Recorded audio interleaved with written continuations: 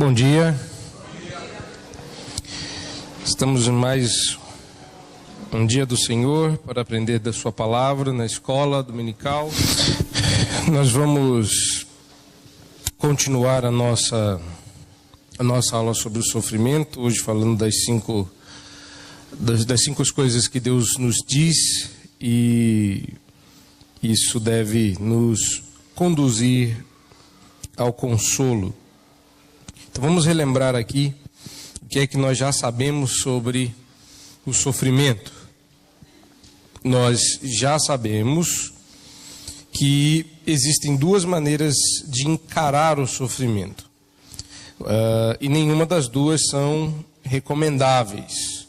Você pode exaltar a dor e supervalorizá-la, ou você pode ignorar a dor e tentar viver de maneira mais estoica, como se os sofrimentos desse mundo, a dor, não lhes causasse qualquer tipo de incômodo. Isso certamente não existe.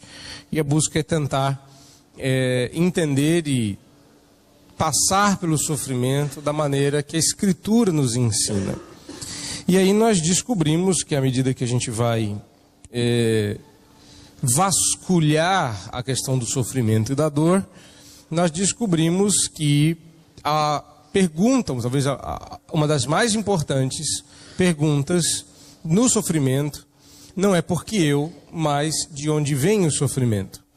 Porque se eu não souber exatamente por que eu, pelo menos sabendo de onde vem, eu fico mais tranquilo com respeito aos propósitos desse sofrimento, ainda que seja uma guerra.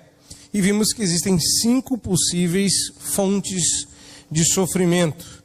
Será que os irmãos se lembram quais são essas fontes do sofrimento? A primeira fonte, a mais óbvia, os outros. Depois, eu.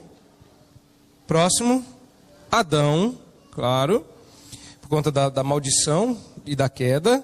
Faltam 2, Satanás. E por último, e o mais importante, Deus, que governa sobre o sofrimento e todas as coisas e reina soberano, mesmo quando o mal parece tomar conta. Então nós vamos dar prosseguimento a partir daí. Por quê? Porque agora nós estamos tentando buscar a resposta à pergunta como ajudar quem sofre. Como ser útil, como ser uma bênção no meio do sofrimento. Então nós vimos que existem 5 frases, e a gente vai trabalhar cada uma delas hoje, que nos ajudam a entender uma melhor estratégia de aconselhamento que nós podemos oferecer a pessoas que passam por sofrimento. Então nós já ouvimos ela no final da última aula. Deus diz: expresse seu sofrimento em palavras. Em caso de vitimação evidente, Deus diz: pecaram contra você. Deus diz: estou ao seu lado e eu amo você. Deus diz: saiba que eu sou Deus. E Deus diz: há um propósito no sofrimento. Cada uma dessas 5 frases serão vistas em seus pormenores. Eu quero só chamar sua atenção, antes de partirmos para a análise delas, começar com Deus diz.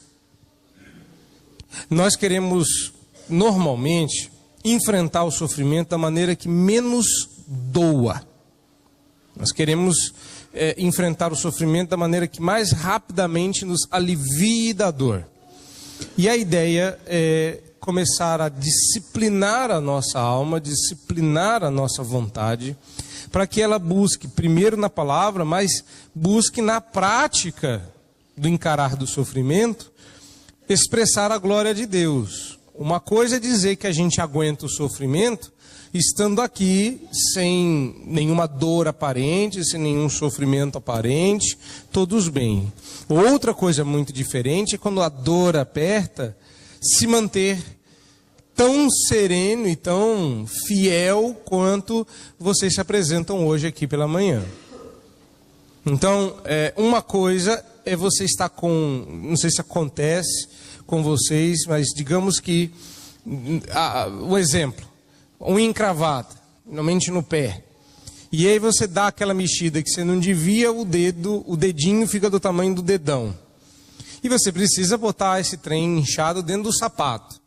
Então você vai tomando cuidado para que o mundo, que parece que o mundo sabe quando o seu pé está doendo, e mira todas as suas energias para, não só para o pé que está machucado, mas para o dedo em específico. E isso é normal, você vai se protegendo, você vai mancando, mas vai andando. Mas é difícil você segurar os ímpetos do coração quando alguém desafortunadamente pisa bem aonde está doendo e sobe cada palavra abençoadora à sua língua, cada pensamento santo. E a vontade que você tem é de reagir na medida da sua dor. E você faz isso. Isso é um exemplo simples desse. Você não consegue se controlar.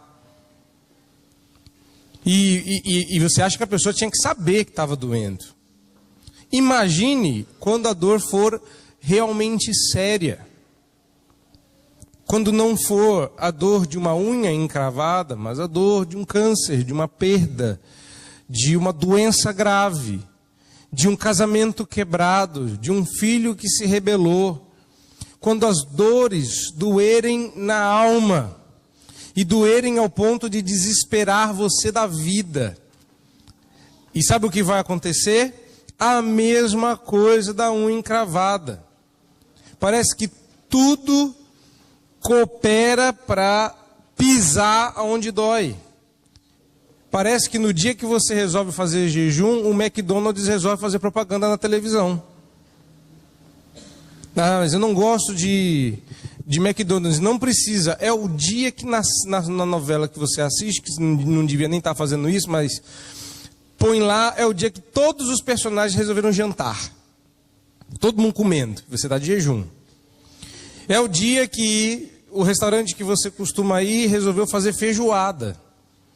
É o dia que você volta para... Eu não vou no restaurante porque eu estou de jejum. Você volta para casa e a sua esposa resolveu fazer seu prato preferido. É a parte mais difícil. É lidar com a dor quando ela dói e não agora. E é por isso que você precisa aprender agora, antes da dor doer. Então nós vamos olhar para essas 5 expressões e vasculhar nas Escrituras o que elas têm a nos dizer, que nos ensinam a lidar com esse sofrimento. Primeira delas, Deus diz: expresse seu sofrimento em palavras. Expresse seu sofrimento em palavras. Reparem, se Deus diz que você deve expressar-se em palavras, algumas coisas precisam ser vasculhadas. A primeira delas é essa expressão de que não tenho palavras.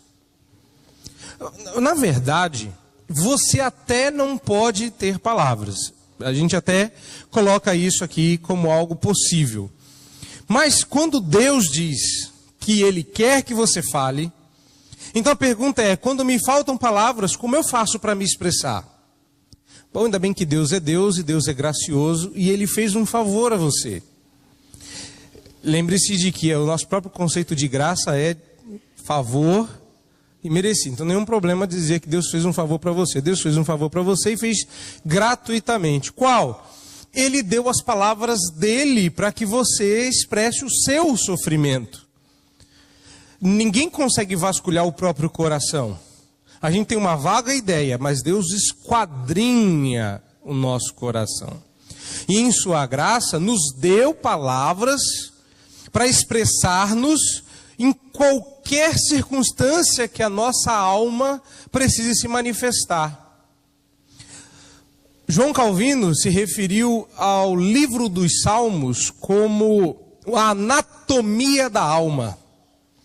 De modo que, quando nos faltam palavras para nos reportar a Deus e às pessoas, e isso eu considero que pode ser real, pode ser verdadeiro, sincero, eu não tenho palavras para me expressar, seja na minha gratidão, seja na minha dor. Isso só significa uma coisa: não estamos lendo a Bíblia e não conhecemos o livro dos Salmos. Então, aos crentes não devia faltar palavras. Mas quando faltam as nossas, caminhamos nas de Deus. Então, Deus diz, expresse o seu sofrimento em palavras. Deus lhe convida e encoraja a falar honestamente com Deus. Deus não... Veja bem, a teologia tem que ser um reflexo do que a Bíblia ensina. Tá? Então, esse negócio de que a gente tem que ficar cheio de dedo e cheio de pudor para falar com Deus em oração, isso não é Bíblia.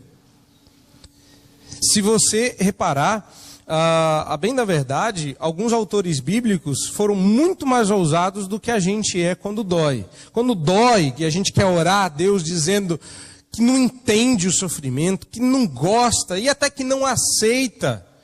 Estou dizendo, Senhor, o coração aqui está rebelde, estou com dificuldade de aceitar que essa seja a melhor coisa de Deus, do Senhor para mim. Eu tenho dificuldade de enxergar que essa dor que dói tanto possa ser o cumprimento de Romanos, que diz que todas as coisas cooperam para o bem. Não parece, me ajuda. Mas a gente quer ser polido, a gente quer honrar mais a teologia do que a Deus. Quando a teologia procura honrar a Deus. Então talvez esteja alguma coisa errada na sua teologia. Por que isso? Porque nós, quando sofremos, temos um movimento natural para o isolamento. Já reparou que quando dói, nós achamos que os únicos que sabem da nossa dor somos nós mesmos? Você não sabe o que eu estou passando. Não é assim que a gente diz? Você não tem ideia de como dói. Não é assim?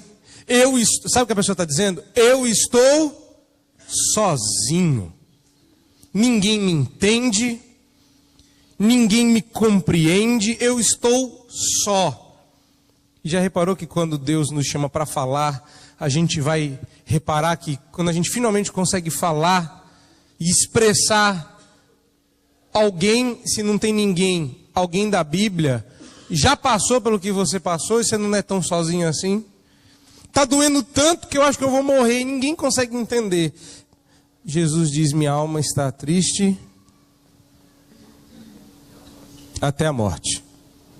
Ou seja, sempre haverá alguém que compreenda o seu sofrimento. Se não houver ninguém no planeta, existe alguém no céu que compreende o seu sofrimento, porque já passou por aqui e sabe muito bem o que é sofrer. Eu estou misturando aqui dois textos, tanto de Isaías quanto o de Hebreus. Ele sabe o que é sofrer e ele entende. Então, esse é o padrão, por exemplo, do livro dos Salmos. E também é um modelo traçado ao longo das Escrituras em livros como, por exemplo, Jó e Lamentações. Deus nos encoraja a colocar os lamentos do nosso coração em palavras.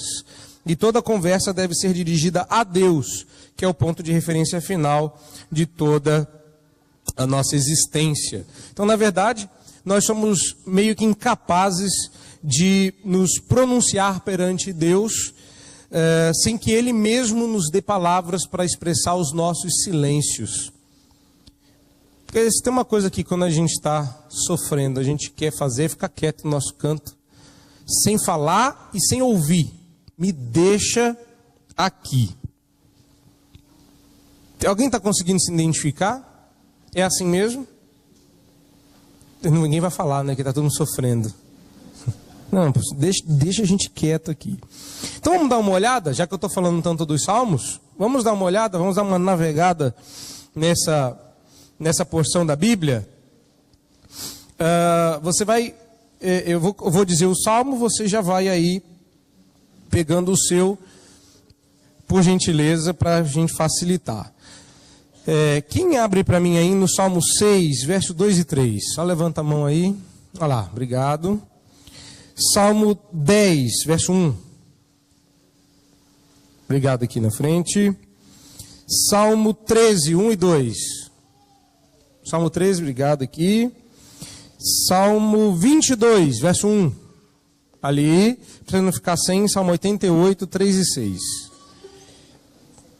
Então vamos abrindo na Bíblia lá. Você que não levantou sua mão, pode abrir em qualquer um dos salmos que foi dito, você vai acompanhando. Então, qual que é o propósito aqui? Mostrar que talvez a igreja esteja perdendo algo precioso por não ler e por não cantar sistematicamente os salmos. Eu acho que... Vou aproveitar que vocês vão ler e vou abrir esse negócio aqui. Consegui. Veja, eu não vou defender que a igreja deva cantar só salmo. Não sou... Acho que depois de tantos anos aqui, vocês já sabem que eu não defendo a salmodia exclusiva. Mas não cantar salmo nenhum também está errado. Porque a gente sempre lembra, no nosso sofrimento, de letra de música.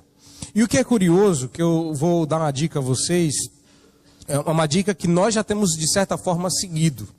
Mas procure dar mais atenção e mais, como eu posso dizer, procure gostar mais de músicas que cantem Bíblia. Porque tudo o que você aprende com música, você nunca esquece. E é por isso que candidato faz música. É verdade. A gente tem tido uma experiência interessante, porque nos horários que eu estou no carro, são os horários que eu ouço rádio, e são os horários que eles põem as propagandas. E eu vou comentando com o Davi quão horríveis são as músicas que a gente tem que ouvir. E aí eu costumo ouvir o Jornal da Manhã, e no carro ninguém gosta. E o Davi, essa semana, depois de tantos dias ouvindo a propaganda, ele virou assim: eu pensei que eu nunca fosse dizer isso, estou com saudade do jornal. De tão ruim que são. Mas repare, você provavelmente a essa altura já sabe alguns jingles de cor. Tem alguns que você não sabe, que você não quer nem saber. Claro, não é o seu candidato. E é por isso que eu não vou dar a letra de algum jingle aqui para você não se... pastor, fazendo propaganda eleitoral. Não, já tem bastante lá. Mas repare, é ou não é assim? Você não esquece. E outra coisa, se você relembrar um bom e velho comercial de antigamente, um que você tenha gostado, você vai se lembrar da música. Tudo que a gente aprende com música, a gente não esquece. É absolutamente curioso. Marcela hoje acordou as meninas dizendo para ela que elas deviam estar felizes por ir à igreja. E aí ela começou a citar o Salmo, não é? Alegrei-me quando me disseram. Para mim é automático. Ela começou no alegrei-me e eu emendei. Quando me disseram, vamos, vamos. Alguém conhece? É automático, não é? Eu não lembro com que idade eu aprendi isso. Mas eu não me esqueci da música. Então é importante nós aprendemos a cantar salmo. O que os salmos cantavam? Olha lá, Salmo 6, verso 2 e 3.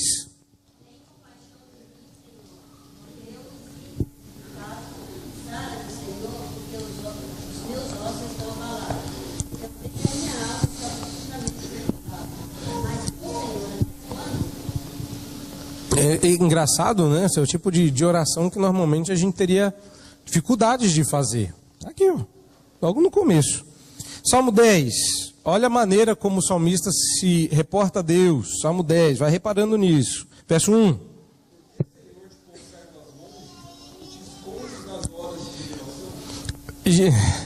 A gente geralmente fala assim: Senhor, eu sei que o Senhor está comigo. Sabe nada. Sabe nada, você está achando que Deus foi embora, saiu de férias e deixou você sozinho sofrendo no fogo. E a vontade que você tem é dizer assim: por que na hora que dói, o Senhor corre? Por que na hora que eu estou chorando, eu me sinto só, como se o Senhor não gostasse de me ver chorar? Porque é exatamente isso que ele está dizendo. Porque te escondes nas horas de tribulação. Repare, o salmista não está dizendo que Deus faça isso, mas ele está dizendo que é assim que ele se sente. Fala, mas pode dizer isso para Deus? Pode. Não, mas isso não, Deus me livre. Eu, firme nas promessas. Mentira. Mentira. Faz a oração mais hipócrita. Eu sei que o Senhor está aqui comigo. Mentira. Eu sei que o Senhor está aqui. O problema é que eu não consigo sentir. Eu não consigo perceber. O pastor vive dizendo lá que o Senhor está com a gente aqui, ó. Ó, eu estou sofrendo e não estou sentindo nada. Só dor. Cadê o Senhor? Está no Salmo. Vamos andar. Salmo 13, verso 1 e 2. Até quando, Senhor, esquecer-te-ás de mim para sempre? Até quando estarás religioso? Até quando estarei eu aceitando dentro da minha alma, por tristeza do coração cada dia? Até quando se verá contra mim? Pois é. O Senhor esqueceu de mim e foi, né? Não vai lembrar mais de mim? Eu. Aqui, ó. Doendo, dor. Tensão, parece gente no leito de hospital, quando o médico fala, ops, aqui, ó, tá doendo. Dá para dar um remédio? A gente não tem essas, vamos dizer, liberdades com Deus na nossa oração, não é? Não, isso aqui, a gente fala que o Novo Testamento parece mais próximo, o Novo Testamento parece mais pessoal, e a gente não consegue orar como salmista. Então, alguma coisa está muito errada. E talvez porque a gente, se não lê, ou se lê, não lê da maneira correta. Vamos lá para o Salmo 22, verso 1.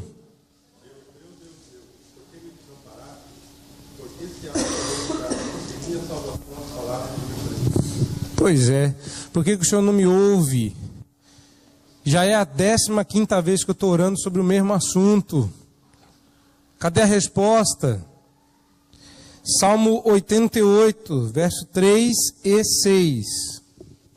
Pois a minha alma está farta de males, e a minha vida já se à beira da morte. Puseste-me na mais profunda cova, nos lugares tenebrosos, nos abismos. Pois é. Já deu, né, Deus? Já deu, estou no limite, não aguento mais. Reparem, esses textos nos mostram que Deus nos dá mais liberdade para falar com Ele do que a gente imagina. Na leitura dos Salmos, você provavelmente descobrirá que Deus dá mais espaço à nossa expressão do que a maioria das pessoas pensa. Ele nos dá espaço para dizer coisas que alguns considerariam quase blasfêmia. Ainda bem que quase blasfêmia não é blasfêmia. Assim como quase homem não é homem, quase morrer não é morrer e quase passar na prova não é passar. Então, às vezes eu chegava em casa tentando amenizar minha nota. Eu quase tirei uma nota alta. Eu quase passei na prova. Quase entrar no céu é ir todinho para o inferno. Então, quase pode. Você não deve almejar o quase, você deve almejar o lado oposto. Mas o quase pode. Por exemplo, você pode dizer a Deus como você se sente de verdade, tipo, só, largado, mastigado por Deus? Pode. Mas isso não é blasfêmia? Não. A Bíblia nos estimula a ser sincero com Deus, a falar abertamente, a transformar o nosso lamento em palavras. Mas eu não sei falar, eu tenho medo de faltar o respeito com Deus e aumentar o meu sofrimento. Leia os Salmos. Procure no Salmo, faça dos Salmos as suas palavras. Deus é tão bom que Ele coloca as palavras dele como numa canoa e põe você dentro dela. Use essas palavras para se expressar. Não tenta inventar, nem precisa. Tudo o que você já sentiu ou vai sentir na vida está nos Salmos. E até hoje não faltou palavras para quem quis usar os Salmos para se expressar. Mas existe uma diferença entre a queixa boa e a queixa má. Qual é a diferença entre se queixar em oração de uma maneira que agrade a Deus e usar a oração para abrir, ao invés do coração, os intestinos? Eu não sei se vocês sabem, mas sai coisa diferente desses dois órgãos. Então, quando você abre o coração, sai uma coisa, quando você abre o intestino, sai outra. Então, se você não quiser falar coisa errada na oração, você precisa abrir o coração, não os intestinos. Essa é uma expressão que está na Bíblia, que a gente normalmente usa, principalmente em aconselhamento. que você deve estimular as pessoas a abrir o coração. Mas tem horas que elas abrem os intestinos e você precisa segurar. Não é um negócio muito legal, nem você deve fazê-lo. Então, qual é a diferença? Bom, a queixa ruim, a queixa má, é o choro daquele que não reconhece quem Deus é. É o choro do coração egocêntrico. É aquele que se queixa contra Deus. Esse é o tipo de queixa que Deus não aceita. Uma coisa é você virar para os outros e dizer, eu me sinto só, parece que Deus não me ouve. Outra coisa é dizer para Deus, o Senhor não me ouve. Eu falo e o Senhor parece que não liga para mim. Existe uma diferença entre correr de Deus e correr para Deus.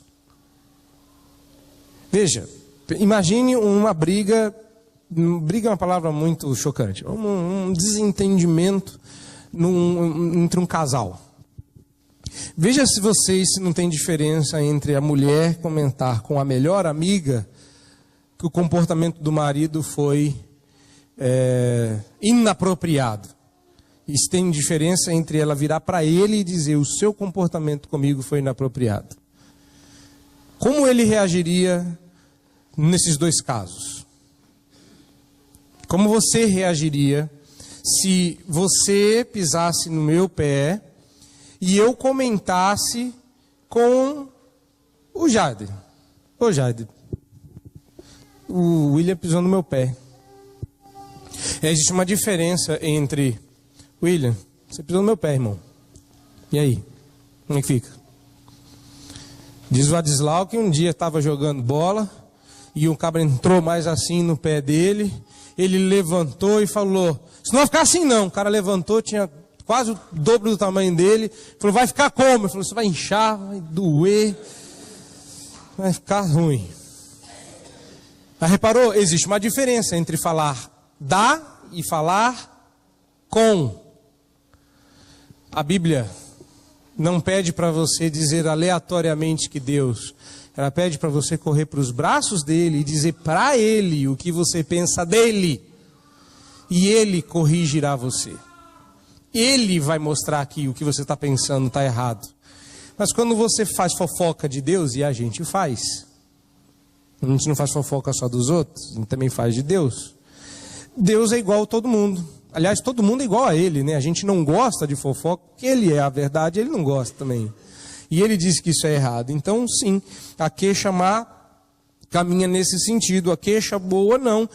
As queixas boas são aqueles choros de fé de quem está conectado ao Deus que conhece ou deseja conhecer.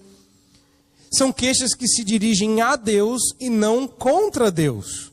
Que buscam a Deus e se aproximam dele para dizer para ele o que ela está passando. Tá? Então... Expressar-se com palavras é o que Deus deseja que você faça, né? O que mais você deve esperar encontrar no silêncio? Se não dor, raiva contra o ofensor, um senso de traição, de estar indefeso como uma criança, mas também certo do amor e do desejo de proteger o ofensor. Isso é o que o silêncio proporciona. Certezas loucas.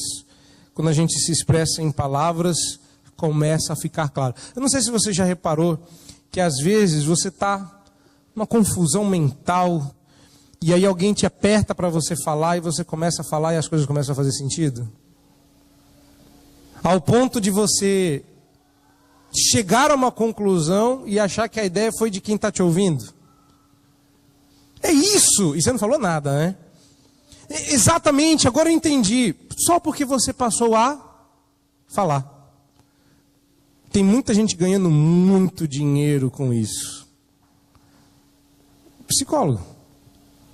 Ele sabe que você uma hora vai falar e a coisa vai entrar no eixo e ele não vai precisar dizer muita coisa. E no final, ele que não fez nada, te cobra, dependendo do profissional, não vou nem dizer quanto. Você tem duas opções: obedecer a Bíblia e descobrir que você não precisa disso, ou ir lá descobrir quanto que eles estão cobrando. Detalhe que você só descobre no fim da consulta, então você é obrigado a pagar. Então se lascará se você, eu profetizo sobre a sua vida, se você não obedecer às Escrituras, tá?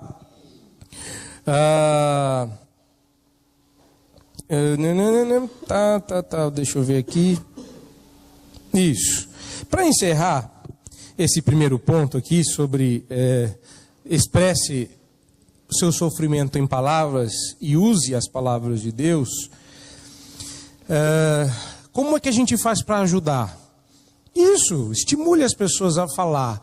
Sabe por quê? Porque se elas resolverem falar, você vai ser obrigado a ouvir. E a pergunta é, por quanto tempo eu vou precisar ouvir? Então, voltando um pouquinho antes, tá? Chore com a pessoa que está sofrendo. Também expresse-se como ajudador. O ponto hoje é como eu faço para ajudar. Então você vai dizer para a pessoa, Deus diz para você usar palavras, fale. Só que quando você ouve aquilo, você não é um psicólogo. Você não é como, eu digo assim porque a escola, algumas escolas, não quero cansá-los com nomes e referências, mas a maioria das escolas, principalmente as psicanalíticas, elas querem fazer uma concha acústica, no máximo.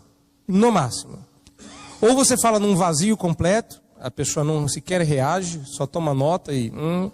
Ou então, ela repete o que você disse para você de volta. E aí você vai se ouvindo à medida que você vai falando e não há qualquer ajuda. Você não é chamado para isso. Você é chamado para ser sincero, para que haja um diálogo, para que haja uma conversa, para que, na medida que você diz que sofre, e a medida que a pessoa diz que sofre para você, você pode reagir às informações que ela te dá. Então, se você está triste pelo que você ouviu, diga isso. Diga que você se entristece junto. Chore se você se emocionar com o caso. Chora junto. Porque você pode mostrar, sem muitas palavras, que doeu em você o só ouvir. E que você faz uma vaga ideia de como é passar pelo que ela está passando.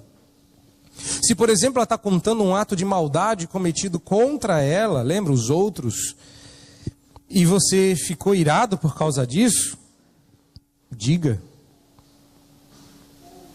Eu já disse uma certa feita que quando a pessoa contava um caso de vitimação, o que o senhor acha?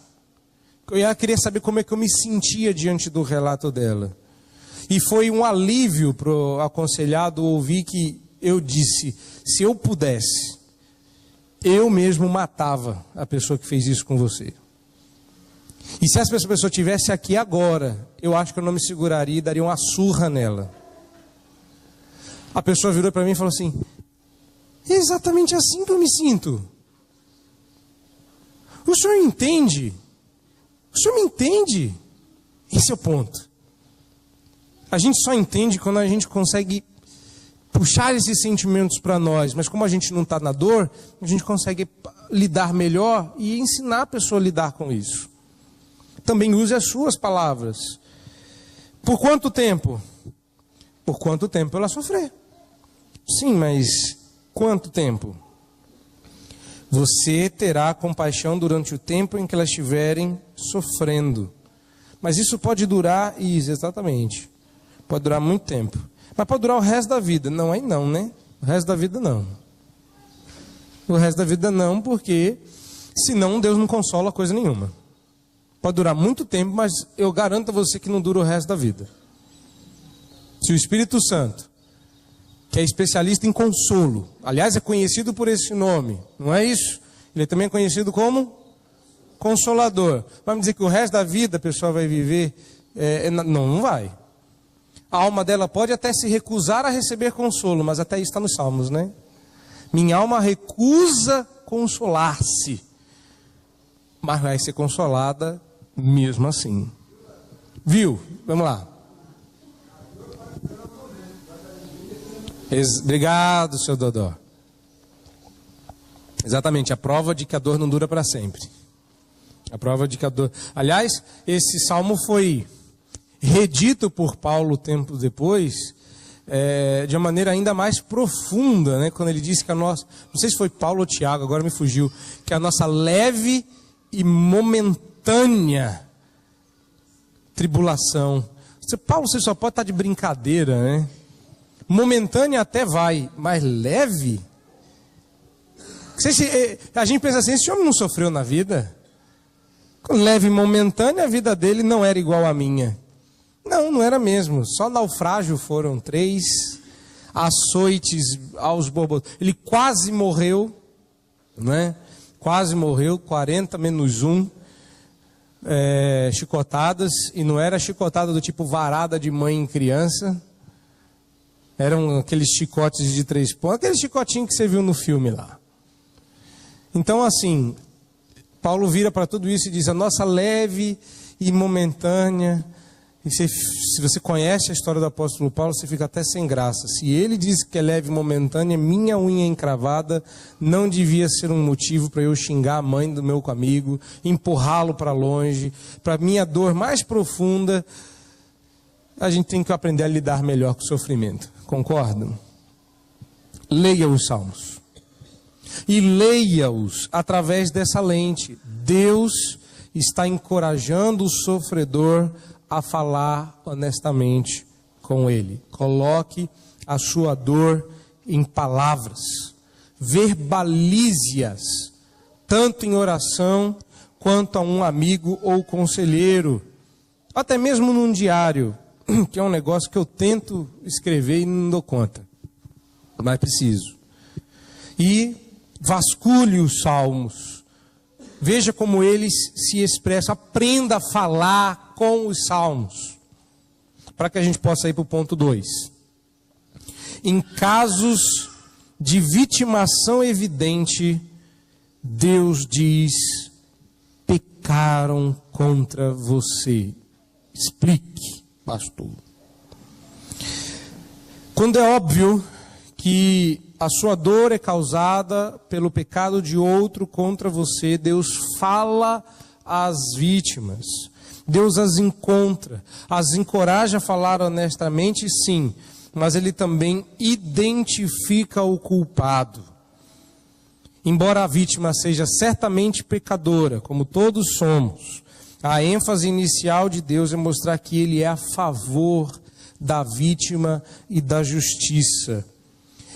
Raramente você vai ouvir esta frase, mas em casos de vitimação evidente, em casos em que está claro que pecaram contra você, não existe nada mais consolador e delicioso de alguém virar para você e dizer frases inéditas em alguns casos e raríssimas em outros: a culpa não é sua.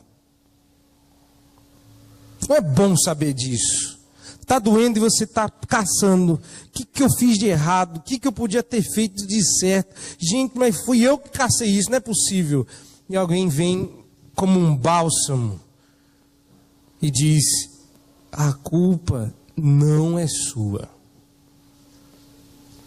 Como é bom saber que é horrível que alguém tenha pecado contra mim, mas como é bom saber que o pecado dos outros não é meu também. E a gente é doido para achar a culpa junto, né? A culpa é sua também, viu? Você caçou. Não, às vezes não. Ai, gente, eu fui assaltado ali, mas também, né? Reparou? Ah, mas com essa bolsa, com esse relógio, você queria o quê?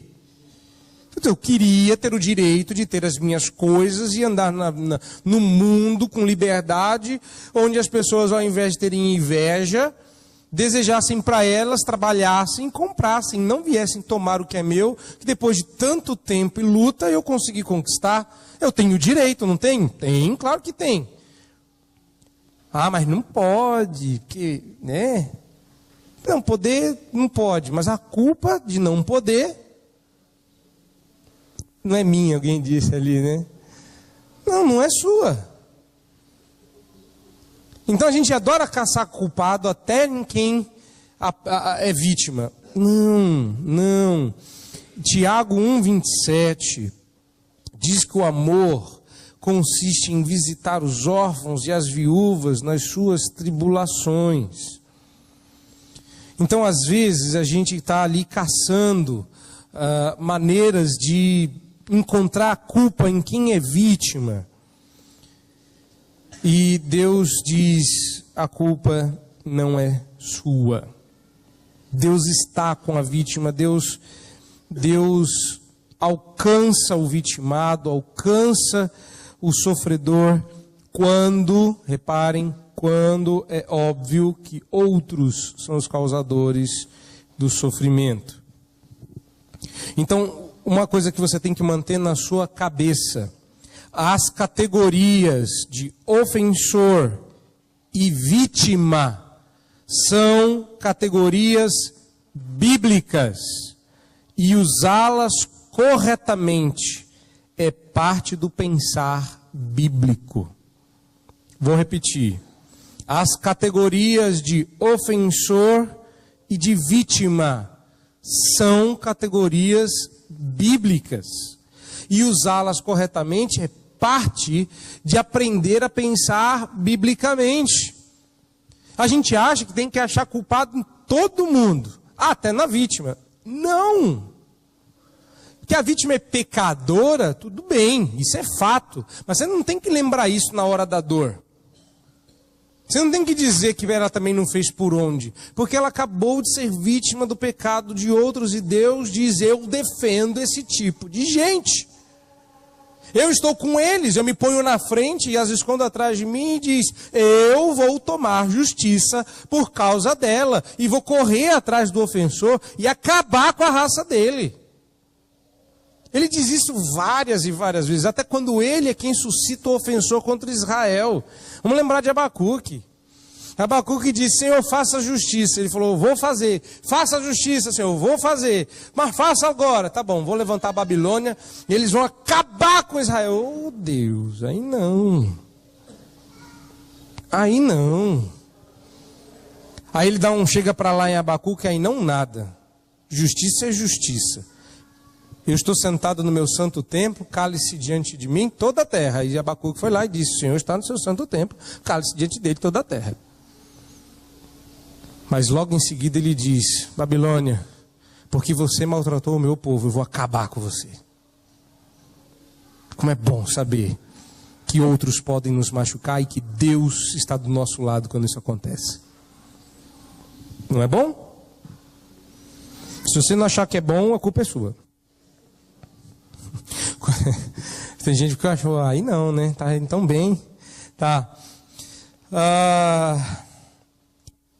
Uma das muitas implicações disso é que às vezes nós vamos ter, se não boa parte dessas vezes, não são grandes ofensas que acontecem. A pessoa não nos roubou, não nos matou, não matou alguém dos nossos.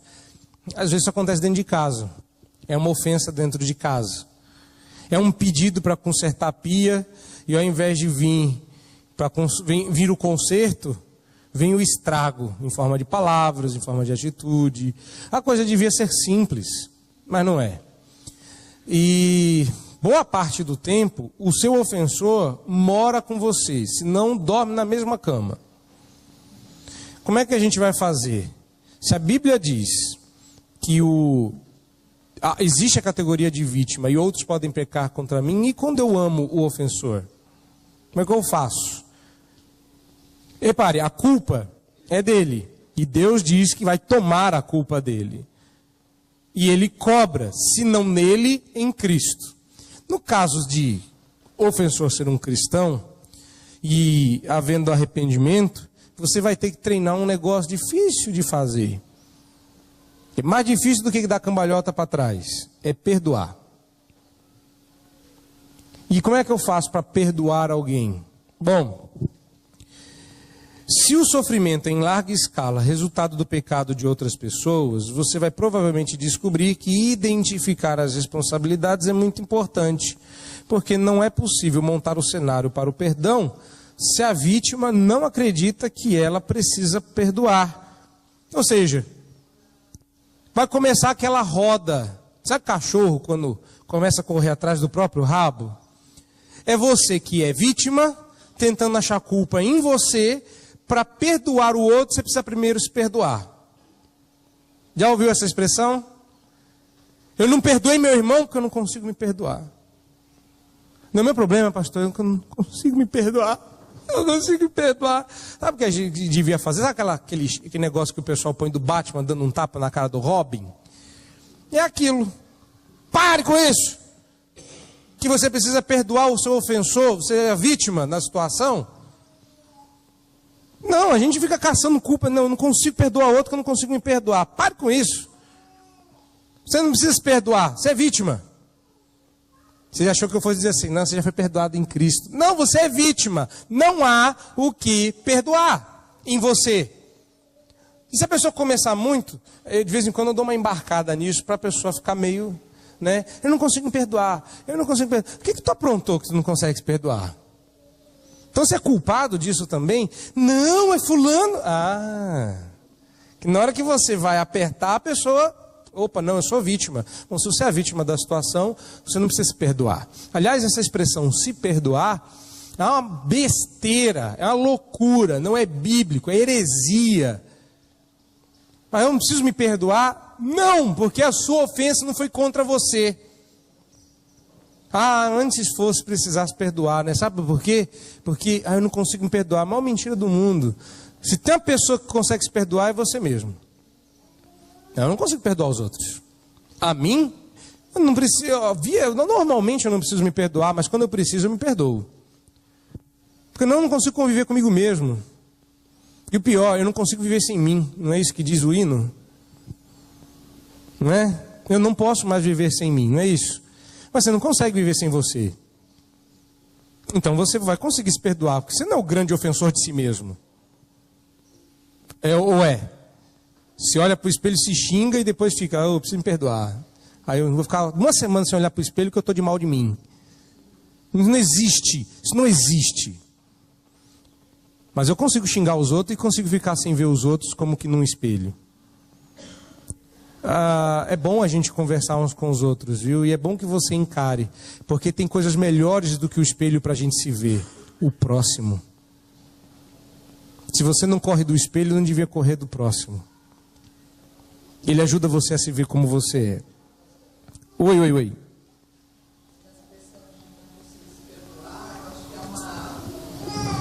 Uma arma para você mesmo, porque você não tem o poder. Se você não conseguir perdoar, você fica fechado naquilo e não faz o que deve fazer. É boa, é verdade. E você consegue explicar uma série de atitudes pecaminosas, uma série de desobediências à palavra, porque no final das contas você não é culpado. Você está numa luta para perdoar quem você não consegue. Você até quer, mas você não consegue.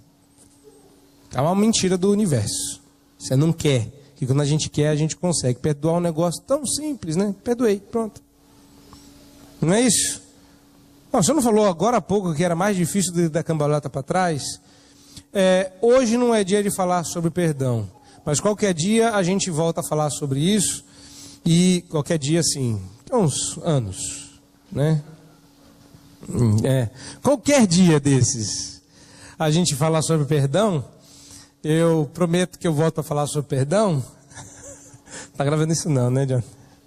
Agora vou ter que voltar. E, brincando. Eu já ia voltar mesmo que não estivesse gravando.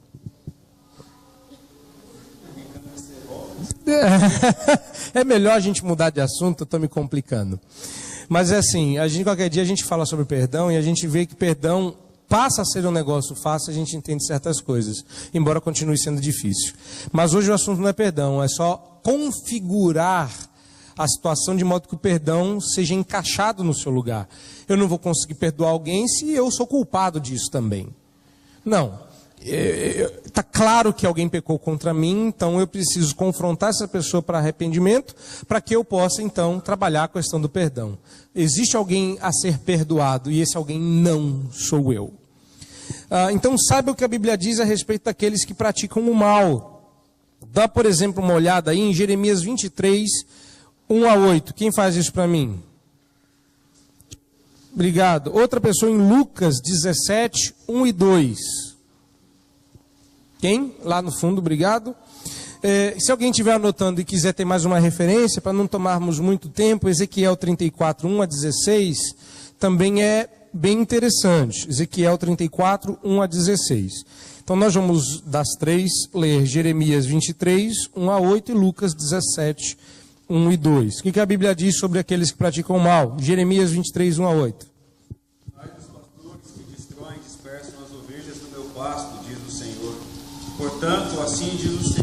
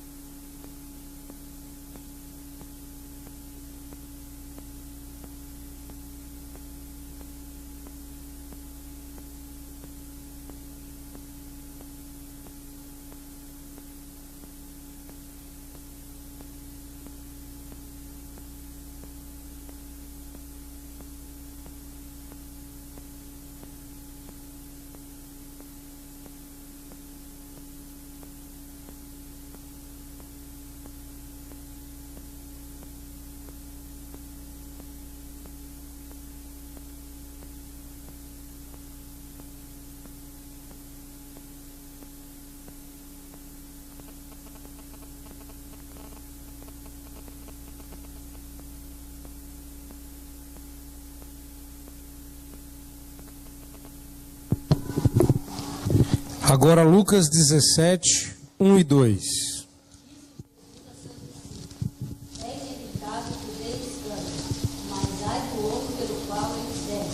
Melhor for é que se pendurasse ao pescoço uma pedra de mamão e fosse atirada no mar do que fazer tropeçar a um desses pequeninos. Então o que você vê é que a Bíblia fala sobre o que Deus pensa, faz e fará com aqueles que praticam o mal contra outros. Deus os protege, Deus está do seu lado. Deus diz: pecaram contra você.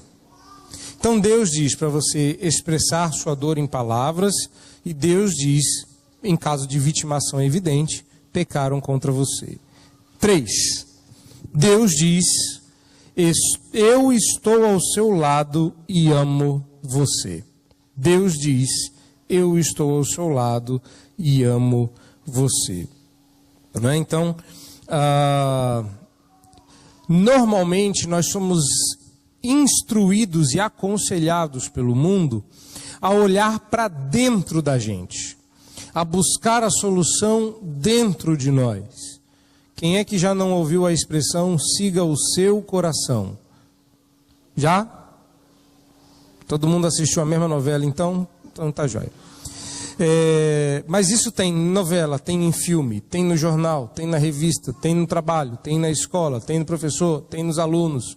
As pessoas querem que você encontre a solução dentro de você. Tem até nas psicologias. Tem um psicólogo que diz que nós somos como uma televisão. Não sei se vocês sabem, mas a televisão ela fica atualizando a imagem a cada frame, que eles chamam. A cada conjunto de segundos, as imagens são atualizadas e dá a impressão do movimento. Ele diz que o ser humano é assim, ele precisa se auto-atualizar. Então, quando a gente se atualiza em nós mesmos, a gente encontra soluções que não enxergava antes. É buscar dentro de você, a resposta está dentro de você. Se você começar a falar, a resposta que está lá dentro acaba saindo. Pois a dinâmica da Bíblia, a dinâmica do aconselhamento diz que você deve pegar o seu coração e apontá-lo para o Senhor. Digamos que o aconselhamento trabalha mais como arquivo X. Isso é coisa de velho, né? Alguns aqui não lembram do arquivo X. Quem lembra do arquivo X aí? Eu levantei a mão, de velho como eu. Ué, ele levantou a mão, ele não é velho? É? Não. Alguém lembra do arquivo X? Era da boa época, onde as séries eram boas e bacanas? Aí, ó, já tem, ó. Agora até o Clebson se animou a levantar a mão lá. O slogan era: a verdade está lá fora. Quando doer, lembre-se, olha que loucura, hein? Quando doer, lembre-se do arquivo X, né? Mas lembre-se disso, a verdade não está dentro de você. A verdade está fora de você. A verdade não está no seu coração, nem dentro do coração de Deus, que lá não dá para chegar. A verdade está na maneira como Deus se revelou na palavra. Deus nos conduz para fora de nós. Reparou que a Bíblia nunca nos conduz para dentro? Ela nunca diz, se ame. A Bíblia diz, ame o próximo. Saia. A Bíblia não diz, entre. A Bíblia nunca disse, vasculhe o seu coração. A Bíblia sempre diz, vá para fora, olhe para a Escritura para poder se enxergar como que num espelho. Tiago diz isso. Para fora. Ame a Deus, ame o próximo, saia. Não se em si mesmo, né? Em si mesmar, buscar em si mesmo. As pessoas estão hoje procurando se encontrar, já viu? Alguém já se encontrou? Por que as pessoas não dizem para a gente se encontrar? As pessoas não ouvem o que elas falam, que sai cada cena, não é? Já pensou? Sair em busca de si mesmo. Vai morrer e não vai se achar. Vadislau disse uma vez que a cena mais grotesca seria se alguém levasse a sério o que fala. Das pessoas, ele falou para a gente imaginar a cena de pessoas abrindo a sala de aula, né? Assim, as salas de reunião, abrindo a porta e perguntando, gente, eu estou aí dentro? Eu estou aí? Não? Obrigado. Indo para outra sala, gente, eu estou aí? Eu estou me procurando, não me achei ainda. Falou, mas você está aqui, cadê? Não me acho, não consigo me achar, rapaz. Que loucura, todo mundo saindo em busca de si mesmo. A Bíblia diz, não sai em busca de você, sai em busca de Deus. Porque quando você o encontra, você se encontra. Aliás, o conhecimento, eu vou repetir aqui trechos que vocês deviam saber de cor, mas o conhecimento de Deus e de si mesmo é tão atrelado um ao outro, e tão conectado um ao outro, que nós não sabemos qual dos dois começa e qual dos dois se origina, de modo que conhecer a Deus e conhecer a si mesmo é quase a mesma coisa, mas como não dá para conhecer a si mesmo, temos que conhecer a Deus. Acabei de parafrasear um capítulo gigante, o primeiro capítulo das Institutas. É isso que João Calvino começa dizendo. A busca é em conhecer o homem. Mas conhecer-se é impossível. Porque saindo em busca de si é sair numa jornada de louco. Quando a gente encontra Deus, a gente encontra o nosso referencial. Nós somos iguais, né? Iguais não, nós somos semelhantes a Ele. Nós nunca vamos nos encontrar caçando a gente um no outro. A gente só se encontra quando encontra Deus. Então vamos lá. O que é que a gente precisa saber aqui? Deus está ao seu lado e te ama. Deus está ao seu lado e te ama. Agora é tempo de sair de nós mesmos e nos achegarmos diante de Deus. Mais especificamente, Deus nos chama agora a ver a sua bondade e o seu amor expressos mediante seu Filho. E este olhar que se fixa em Cristo não vem naturalmente. Temos que olhar. Eu não gosto muito do coro daquele hino, porque eu acho que o defeito é meu, né? Eu não consigo entendê-lo. Mas ele diz, olhai, com fé olhai, sim olhai, só a Jesus. Eu não entendo o restante, né? Então paro por aqui. Vamos lá. Satanás diz que Deus não é bom. Onde ele disse isso? No Éden, não é? Ele disse a Eva que Deus não a amava. Mas eu não lembro disso. Claro, porque ele não diz com essas palavras. Se Satanás chega e fala assim, Deus não te ama, Deus não está aqui, você vai falar assim, loucura, arreda Satanás. Mas e se ele insinuar que o seu sofrimento não é o melhor para a sua vida? Que certas privações são para o seu bem? Deus te privou de comer dessa árvore. Justo, dessa árvore. Bonita, né? Boa de comer. Uma pena que você não pode. Na verdade, Deus não quer que você seja como Ele. O que eu estou dizendo, gente? O Deus que disse que era bom e que disse que providenciou todas as coisas para o seu bem, na verdade não é tão bom assim. Ele privou você de certas coisas. Pois as privações, Deus nos priva mesmo. Nos priva de fazer coisas ruins.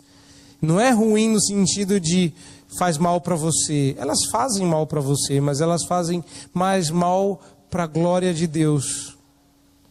E Deus sabe o que é melhor para você, não você.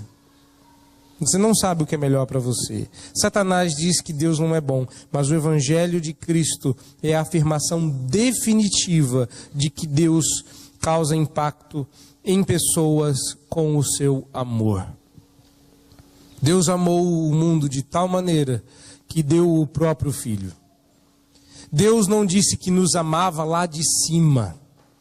Deus não olhou para o mundo e disse: ei, vocês aí embaixo, amo vocês. Deus não é artista. Deus não é cantor de show, que distante e com um monte de segurança em volta diz: I love you! Amo vocês! Não.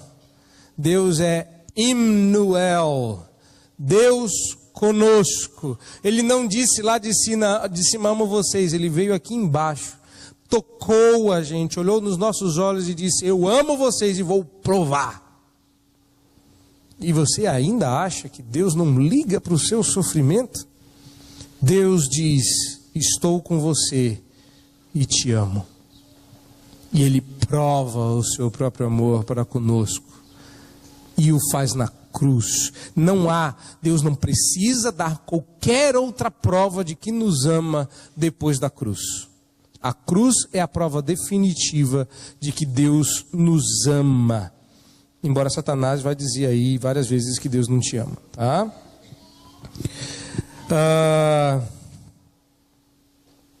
Já percebeu que os sofredores parecem mudar na presença de alguém que os entenda? Já observou que o sofrimento é mais leve quando você está perto de alguém cujo sofrimento é maior do que o seu? Você já conheceu pessoas atingidas pela dor que foram visitar uma ala de oncologia pediátrica e o sofrimento que viram fez com que o próprio sofrimento se tornasse suportável ou mesmo insignificante? Recentemente aconteceu isso. A pessoa estava me mandando e-mail falando dos seus sofrimentos. E eu estou sofrendo, eu não estou sofrendo, eu estou sofrendo. Eu falei, vamos agendar uma conversa. E aconteceu de termos que passar todos pelo sofrimento da Marcele. Ela falou assim: fui ao velório, pastor, não quero mais que o senhor me atenda, porque perto do sofrimento dela o meu é ridículo. Eu falei, não, mas eu te ajudo. Eu falei, não, eu estou com vergonha. Eu estou com vergonha de estar choramingando quando existem dores maiores do que a minha. Curioso, né? Como a nossa dor pode até ser objeto de bênção. É claro que você não gostaria disso. Eu sei disso. Eu já ouvi a mesma coisa. Com respeito à minha doença, com respeito à perda do meu irmão, até da minha sogra. Mas observe, Deus usa tudo isso para a glória dele, não para a nossa. E foi um exemplo aqui, para não tapar o sol com a peneira, daqui da nossa igreja, onde pessoas viram isso aqui, sem aula, dizendo: não, eu entendi, Deus quer que eu aprenda a lidar com o meu sofrimento, porque olhando sofrimentos maiores, eu entendi que Deus me ama. E isso acontece com todo mundo, que existem sofrimentos maiores do que os seus, maiores do que os seus, maiores do que os seus, maiores do que todo mundo junto. E se a gente reunir todo mundo não dá Jó, e se reunir Jó não dá Cristo. Então existem sempre sofrimentos maiores, e isso é bom para a gente possa compartilhar isso uns com os outros, para ver que sofrimento pode ser não só pedagógico, mas um meio através do qual Deus revela a sua glória. Se o fim principal da nossa existência é a glória de Deus, e o nosso sofrimento revela a sua glória, então, Senhor, que seja assim. Tem um hino no nosso cenário que termina exatamente dessa forma. Então, Senhor, que seja assim. Então, é difícil dizer isso, mas a gente tem que dizer ainda que seja pela fé. Como isso acontece de maneira muito prática e que a gente não leva às raias da prática? Isso acontece quando somos apresentados ao Cordeiro de Deus. Todo o nosso sofrimento, embora grave, é menos monstruoso que aquele que atingiu o Filho de Deus. Jesus começa a transformar o sofrimento a partir do próprio sofrimento. Se você puder abrir sua Bíblia em Isaías 53, verso 10, em Marcos 8:31 e Hebreus 2:10, a gente pode encerrar esse ponto e partir para o próximo. Tá? Repare, a gente experimenta isso na prática, mas o caminho é sempre apontar para Cristo. Então, Isaías 53:10. Todavia ao Senhor agradou moê-lo, fazendo-o sofrer. Aponte para os sofrimentos de Cristo. Marcos 8:31. Então, está se referindo a Jesus, começou ele a ensinar-lhes que era necessário que o Filho do Homem sofresse muitas coisas, fosse rejeitado pelos anciãos, pelos principais sacerdotes e pelos escribas, fosse morto e que depois de 3 dias ressuscitasse. Vá agora para Hebreus, capítulo 2, verso 10. Porque convinha que aquele, por cuja causa e por quem todas as coisas existem, olha o que Hebreus está dizendo, a causa é ele, e ele é por quem todas as coisas existem, conduzindo muitos filhos à glória, aperfeiçoasse por meio de sofrimentos o autor da salvação deles. Em outro texto diz que se o Senhor não poupou o próprio Filho, repare, ele aperfeiçoou Jesus para nos salvar. Por amor a você, ele fez o Filho amado sofrer. Sofrimento não é uma coisa que a gente deve evitar necessariamente. A gente tem que aprender a passar por ele de uma maneira correta. Implicações? Lembra-se do seu inimigo? Qual é o nosso inimigo? Você deve pensar naquela pessoa que você é doido para matar, né? Não. O inimigo da nossa alma. Nosso inimigo, Satanás, anda à espreita e quer enganá-lo, levá-lo a pensar que Deus não é bom. Quando essas coisas acontecerem, lembre-se de Gênesis 3, lembre-se da estratégia de Satanás, lembre-se de como ele pensa, lembre-se de que você pode combatê-lo. Quando você se esquecer que Deus está próximo e se importa com você e te ama, leia os Salmos. De novo? De novo. Leia os Salmos. Mas são 150 Salmos. Leia de novo. Quantas vezes eu tenho que ler os Salmos? Bom, tem uns 5 pontos aqui. Em cada um deles eu vou mandar você ler o Salmo. O livro inteiro. Leia os Salmos. Leia-os pela perspectiva de Jesus. Agora, você vai caçar no livro dos Salmos aqueles salmos que falam do sofrimento de Jesus. Veja como os salmistas sentiam os sofrimentos de Cristo que estava sendo profetizado naqueles salmos. E se o sofrimento é uma característica da vida de Jesus, o Filho unigênito, não devemos nos surpreender se Deus não nos proteger do sofrimento. Onde em sua vida você percebe a crença, eu tenho o direito a menos dor e sofrimento, quando Cristo não tinha essa teologia. Eu não mereço sofrer tanto. É o que você diz quando pede que Deus retire o sofrimento. Cuidado, talvez você mereça sofrer mais. E Deus, em sua graça, esteja mitigando sua dor. Sabe aquela resposta polida e educada? Tenho mais do que mereço e menos do que eu quero? Pois é, você sempre terá menos do que quer. Mas quando você tiver o que Deus tem preparado para você, nem nos seus melhores sonhos você sonhou coisa tão boa como a que Deus vai te dar. Então descanse nisso. O que nos conduz ao quarto ponto. Está acabando. Deus diz: saiba que eu sou Deus. É uma resposta que eu confesso que durante anos eu lutei com ela. Eu lutei porque meu pai disse que eu pareço muito com Moisés. Sabe aquela coisa, né? Gênio de liderança, papai? Não, tu é turrão. Meu pai acha que eu sou o tipo da pessoa que se tivesse a tábua na mão, dava com ela na pedra e quebrava.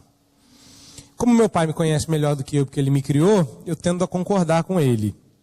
Eu sei que alguns de vocês nutrem a doce ilusão de que eu não sou uma pessoa estourada. Eu não sou, mas no dia que eu estouro para valer. Mas também não sou a pessoa mais calma do universo. Mas a gente finge bem, né? Finge bem, vocês também parecem todos maravilhosos e lindos. Eu adoraria morar com vocês e não comigo. Não é? Vocês estão pensando o mesmo e alguns estão dizendo, eu não. Esses aí já me conhecem melhor. Veja, várias e várias vezes, e é por isso que me incomoda, porque a que mais me choca é a de Moisés. Moisés está ali procurando desculpas para não fazer o que Deus está mandando. Não dá para fazer o que o Senhor está pedindo. Eu preciso de garantias, eu preciso de alguma coisa mais palpável. Tem como o Senhor me dar alguma coisa que me tranquilize para eu cumprir uma missão impossível como essa, sem ser o Tom Cruise, sendo só Moisés? Deus diz, sim, tem. Por quê? Diga que o eu sou mandou. Acabou, é isso. É isso. Só isso? Isso é o suficiente. Eu sou. Você está. Eu sou. Agora você vai lá e dizes. E aquilo me incomoda porque Deus podia ter dito assim, rapaz, eu vou acabar com o faraó. Diz para ele que eu vou mandar umas pragas. Diz, não, fala que eu sou o Deus Todo-Poderoso. Diz que eu criei o mundo. Diz que o eu sou mandou você. E essa é uma resposta que tem que ser suficiente. Vai. E ele foi, para minha surpresa.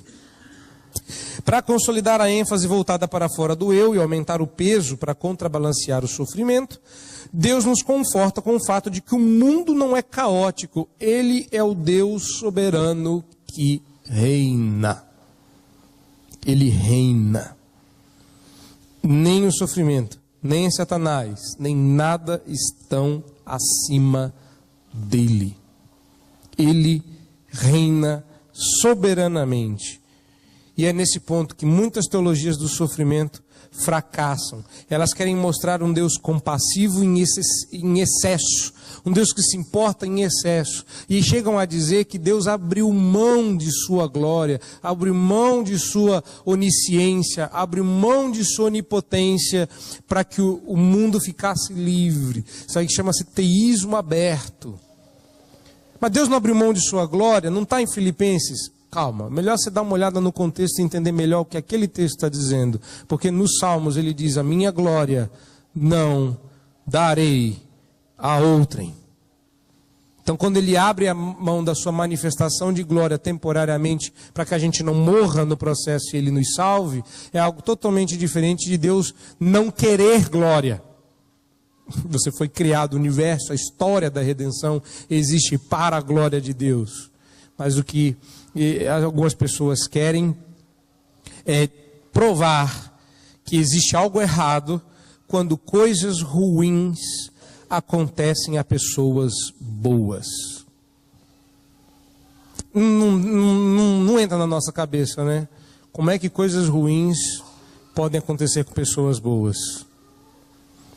Bom, o que poucas pessoas sabem é que o que eu acabei de falar é o título de um livro. Quando coisas ruins acontecem com pessoas boas. Essa é a teologia do mundo.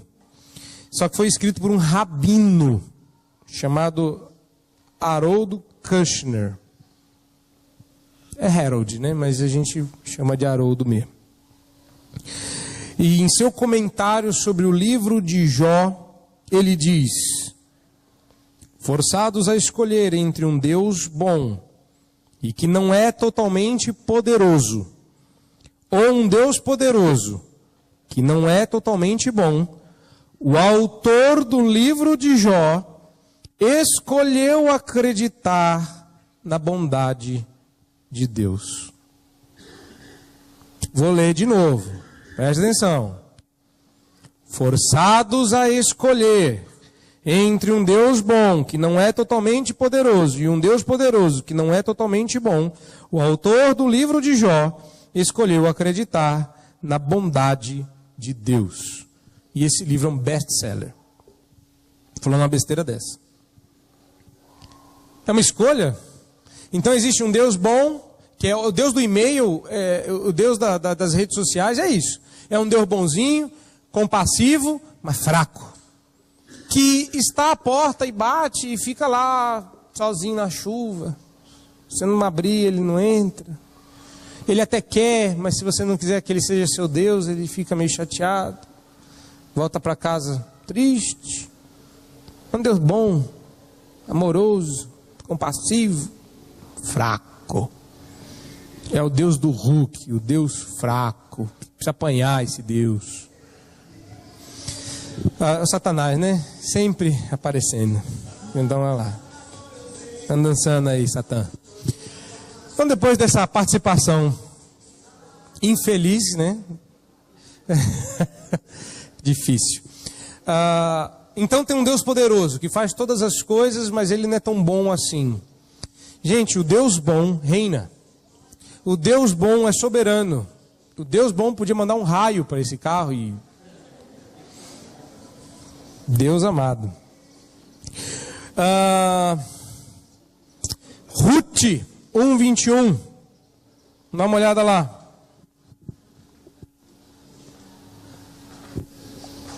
Outra pessoa abre em Gênesis 50, verso 20. Vamos falar de sofrimento. Vamos ler textos em contexto de sofrimento. E não vamos ouvi-lo só como salmista. Aliás, você já sabe que no final eu vou dizer, leia os salmos. E vou dizer para você, procure os salmos onde que no meio do sofrimento o salmista grita, o Senhor reina. O Senhor é o Senhor de toda a terra. Né? O Senhor governa soberano. Você vai ler isso nos salmos. Mas dá uma olhada, por exemplo, em Gênesis 50, 20.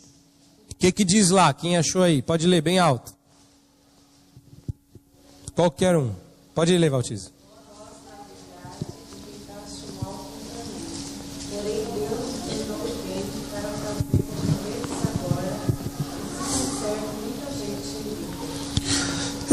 A nossa versão é muito interessante, mas aí eu vou ter que ressuscitar o bom e velho hebraico. José está dizendo que Deus reina. E que no meio do... Ninguém sofreu nessa história mais do que José, vamos lembrar disso. Ninguém sofreu, não é para você achar que ele sofreu do tipo, estou vendo na Record, pastor, quanto ele sofreu. Não, ele sofreu de verdade. Tá? Esses dias eu zapiei por lá e estava José falando. E o sol passava pelo buraco, aquelas tardes de sol no buraco, e eu com calor. Não, eu imagino isso também, mas daí a colocar isso que José está sofrendo no buraco, o sol está... não, né? Isso pode ter até acontecido, mas vamos com calma. O homem foi abandonado pela família, vendido pelos irmãos, tido como escravo, acusado de uma tentativa de estupro, sendo justo, foi preso, humilhado, rejeitado. Ninguém sofreu mais do que José nessa história. Está todo mundo achando que está sofrendo porque está com fome. Vamos para o Egito e a gente vai sofrer. Não, ninguém sofreu nessa história mais do que José. Agora papai morreu. Os irmãos estão mentindo, achando que com isso vão enganar José. Eles querem se livrar da justa condenação. José pode fazer o que quiser, basta ele piscar e eles morrem. Ele é o segundo que manda, acima dele só tem Faraó. Ele pode fazer o que ele quiser, ele é a encarnação da justiça, como todo rei era, porque não existia esse sistema judiciário, o rei é que julgava. Então, ele é a personificação de tudo que ele pode fazer. Eles estão morrendo de medo. E aí ele diz, não, vocês entenderam tudo errado. Eu não sou o rei, Faraó não é o rei, nenhum de vocês manda em nada. Ele reina. E enquanto vocês intentavam fazer o mal contra mim, ele intentava o bem, que é o que o hebraico está dizendo. O plano de Deus sempre foi bom, embora o plano de vocês tenha sido ruim. Enquanto vocês queriam me maltratar, Deus queria que eu fosse um instrumento para salvar muita gente, como se pode perceber. Ou seja, eu não reino, ele reina. Agora olha Ruth 1:21, essa mesma percepção em meio ao sofrimento.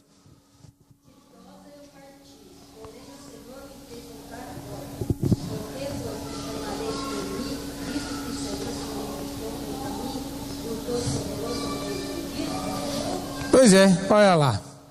Ela entendeu, Deus está governando esse processo. Então, só lembrar que Noemi não enxergava bem, espiritualmente falando, mas ela entendia algumas coisas com um certo grau de lucidez.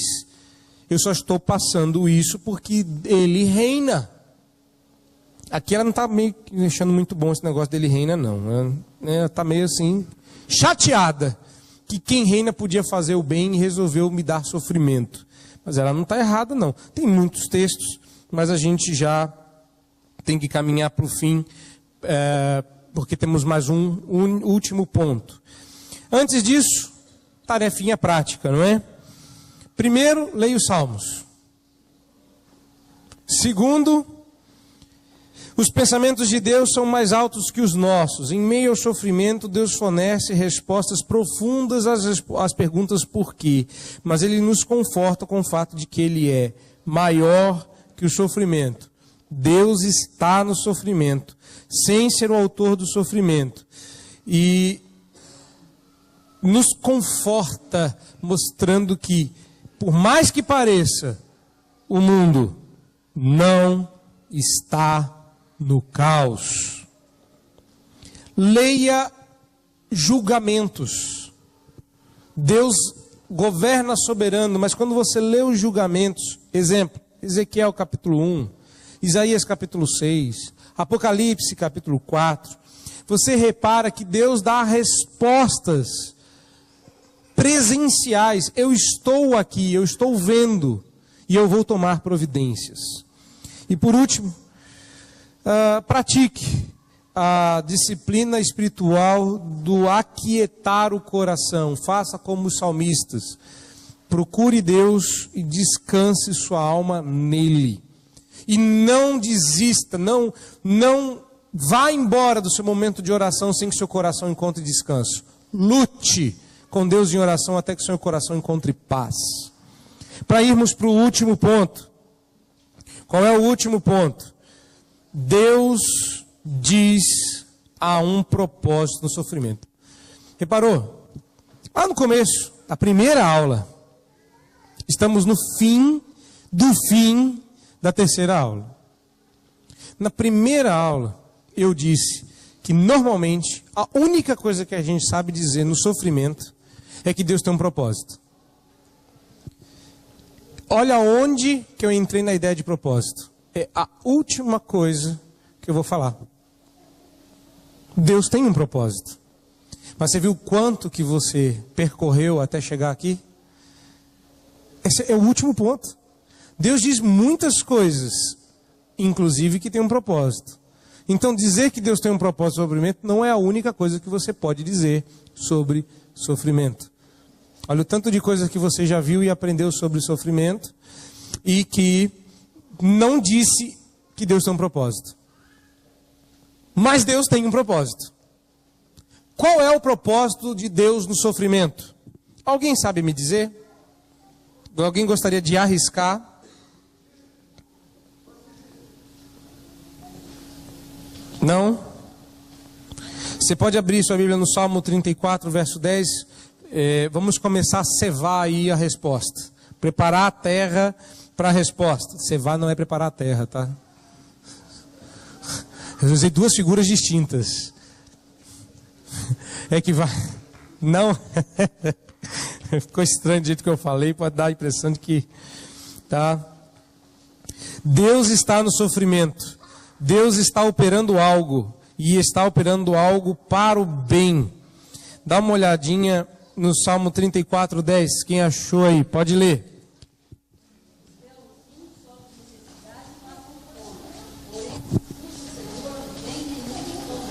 Muito bem, tem mais salmos e mais textos, não dá para ir em todos. O que é que nós precisamos entender aqui? O problema para muitos de nós é que o bem pode não incluir um cessar imediato do sofrimento. Eu costumo dizer o seguinte, o Romanos 8, esse sou eu, não é o texto. Romanos 8 diz que todas as coisas cooperam para o bem. Eu sempre tento alertar as pessoas. O texto não diz que todas essas coisas são boas. Cooperar para o bem não significa cooperar para o bom. Nem tudo que coopera para o bem é bom.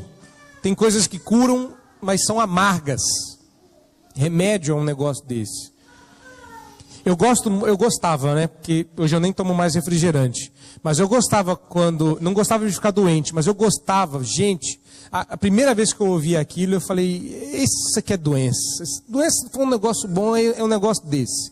Onde o médico vira para minha mãe e diz assim, a senhora precisa dar Coca-Cola para os seus filhos. E foi recomendação médica entupir-nos de Coca-Cola. Na época eu não só tomava, como gostava de Coca-Cola. Falei, gente, é isso. É para isso que eu fiquei doente. Se existe um propósito na doença, é para tomar Coca-Cola. Não é?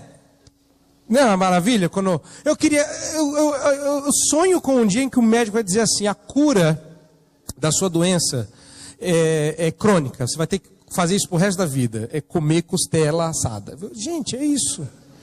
É isso. Remédio tinha que ser um negócio assim, né?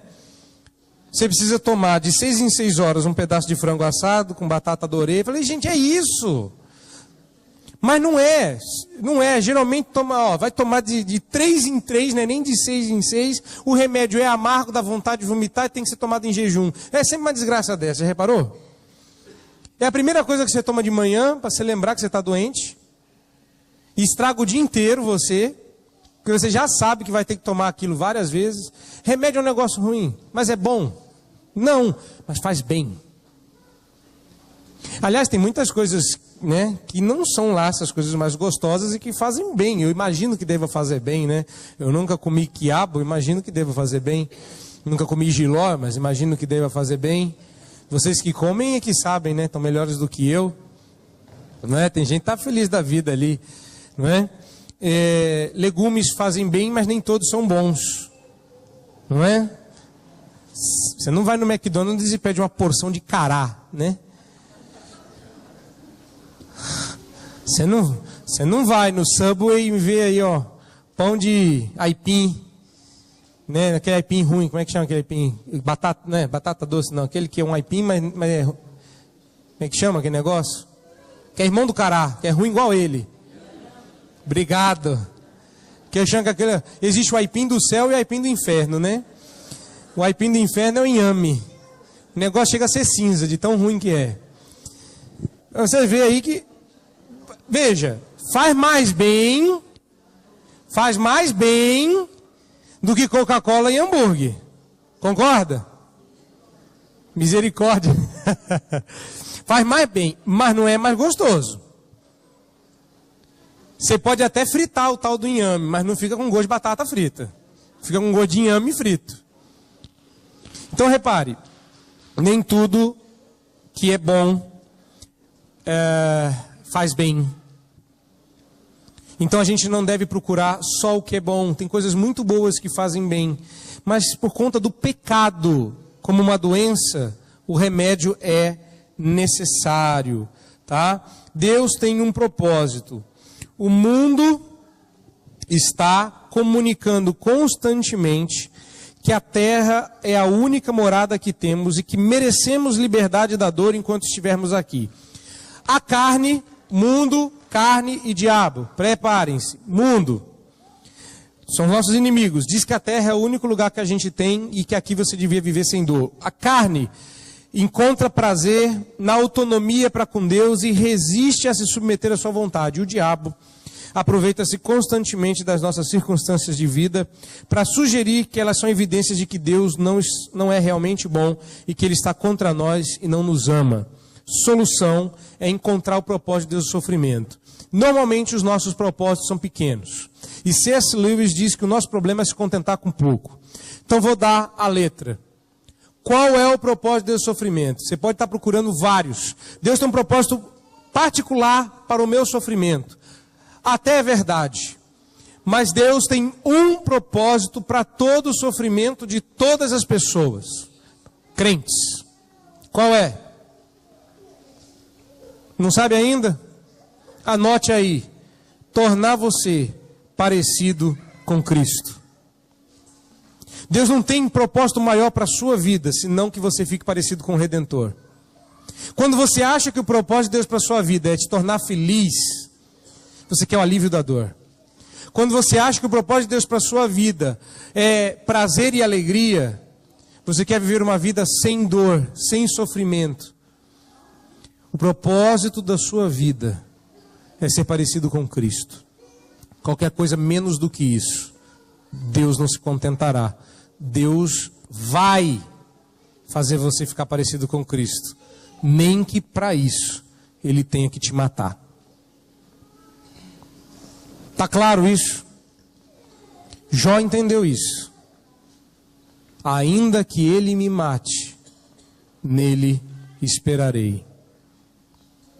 Paulo entendeu isso. Entrego o meu corpo como libação.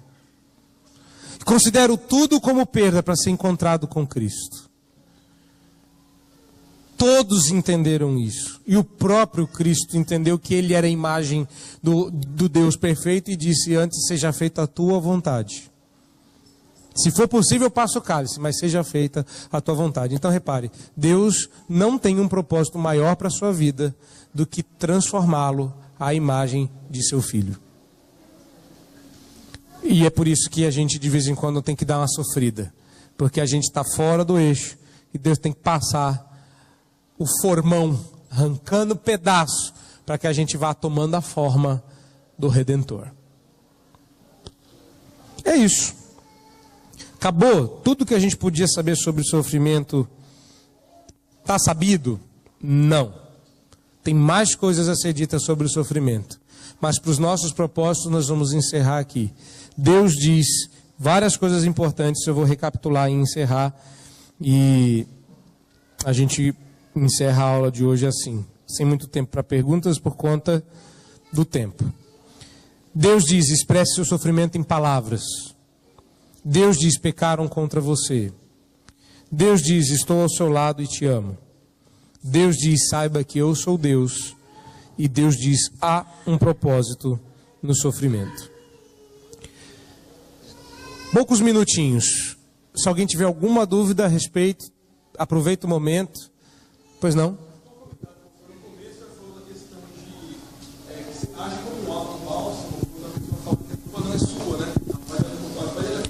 Sim, quando a vitimação é evidente.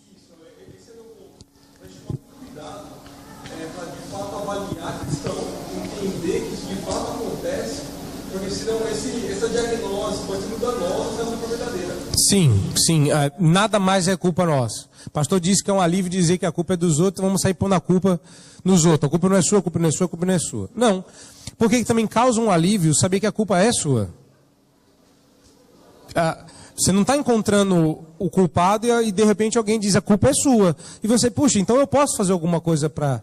Ou Cristo fez alguma coisa para... Então você começa a ver que não é colocando a culpa nos outros, mas é que quando a culpa é dos outros, é bom saber que ela é dos outros. Mas não é a única explicação. É que normalmente a gente procura culpas ou só nos outros ou só em nós. E a ideia é trazer equilíbrio para essa balança com os pesos de glória. Obrigado pela participação. Mais alguma? Não? Vamos encerrar então.